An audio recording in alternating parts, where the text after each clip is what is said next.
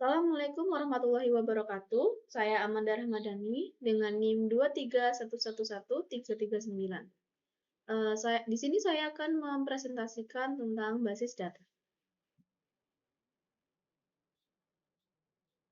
Pengertian dari basis data sendiri, basis data atau database berasal dari kata basis dan data. Basis dapat diartikan sebagai markas atau gudang, tempat bersarang atau berkumpul. Data merupakan representasi fakta dunia nyata yang memiliki suatu objek seperti manusia, manusia dengan contohnya pegawai, siswa, pembeli, pelanggan, barang, hewan, peristiwa, konsep, keadaan, dan sebagainya yang direkam dalam bentuk angka, huruf, simbol, teks, gambar, bunyi, atau kombinasinya. Sejarah basis data. Di tahun 1960, awalnya contoh penggunaan komputer, penyimpanan dan manipulasi data merupakan fokus utama aplikasi. Selanjutnya di tahun 1970, pada tahun 1970, Edgar Koch di laboratorium penelitian di San Jose mengusulkan suatu representasi data baru yang disebut model data relation. Pada tahun 1980, model relation menjadi paradigma DBMS paling dominan. Lalu ke tahun 1980, pada akhir 1980 dan permulaan tahun 1990, banyak bidang sistem basis data dikembangkan. Kriteria dari basis data, yang pertama, kerangkapan data, yaitu munculnya data-data yang sama secara berulang-ulang pada file basis data. Yang kedua, ada inkonsistensi data. Yaitu munculnya data yang tidak konsisten pada field yang sama untuk beberapa file dengan kunci yang sama. Yang ketiga, ada data terisolasi, disebabkan oleh pemakaian beberapa file basis data. Selanjutnya, ada keamanan data, berhubungan dengan permasalahan keamanan data dalam sistem basis data.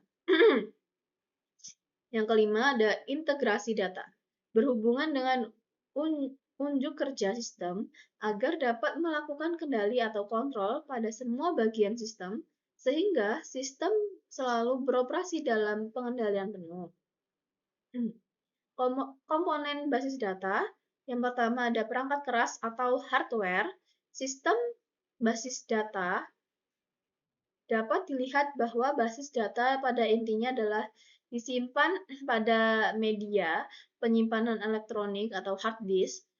Sedangkan database adalah terdiri dari beberapa file atau tabel yang saling berelasi atau berhubungan. Selanjutnya, yaitu sistem operasi atau operating system. Yaitu sistem operasi merupakan program yang mengaktifkan atau memfungsikan sistem komputer, mengendalikan seluruh sistem daya dalam komputer, dan melakukan operasi-operasi dasar dalam komputer, atau operasi input atau output, pengelolaan file, dan lain sebagainya. Yang ketiga ada basis data atau database. Sebuah sistem basis data dapat memiliki beberapa basis data.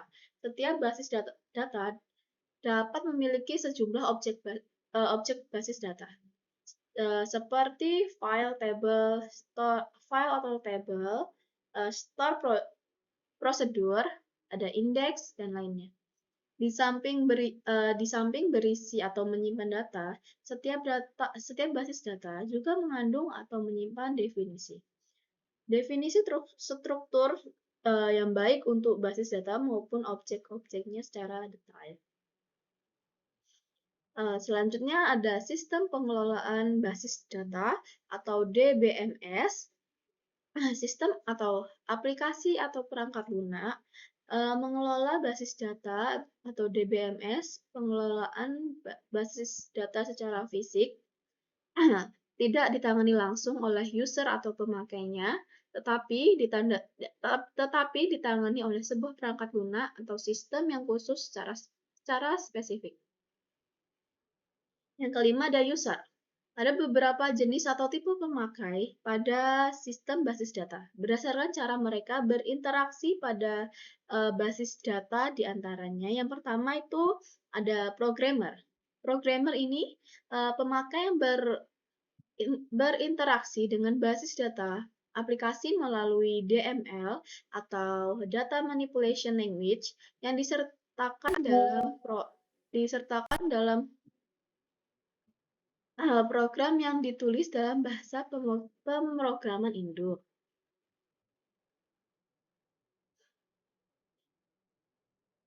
Selanjutnya yaitu ada user mahir atau casual user. User mahir atau casual user adalah pemakai yang berinteraksi dengan sistem tanpa menulis modul program. Selanjutnya ada user umum. User umum adalah pemakai yang berinteraksi dengan sistem basis data melalui pemanggilan satu program aplikasi permanen yang telah dirilis atau disediakan sebelumnya. Yang selanjutnya ada user khusus. User khusus ini yaitu pemakai yang menulis aplikasi basis data non-konvensional untuk keperluan khusus.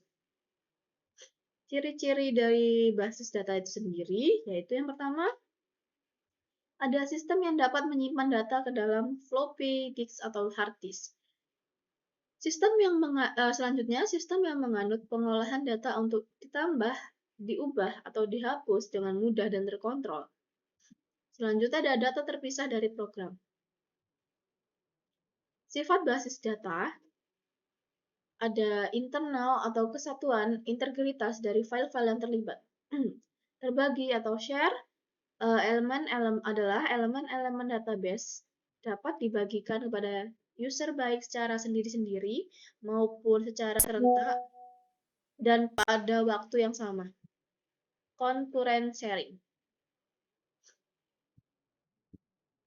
Nah, kesimpulan dari presentasi saya tentang materi basis data kali ini, yaitu basis data terus berkembang dari tahun ke tahun hingga pada akhir tahun 1980 dan permulaan tahun 1990, banyak bidang sistem basis data yang dikembangkan. Itu tadi presentasi saya tentang materi basis data tadi. Saya akhiri. Wassalamualaikum warahmatullahi wabarakatuh.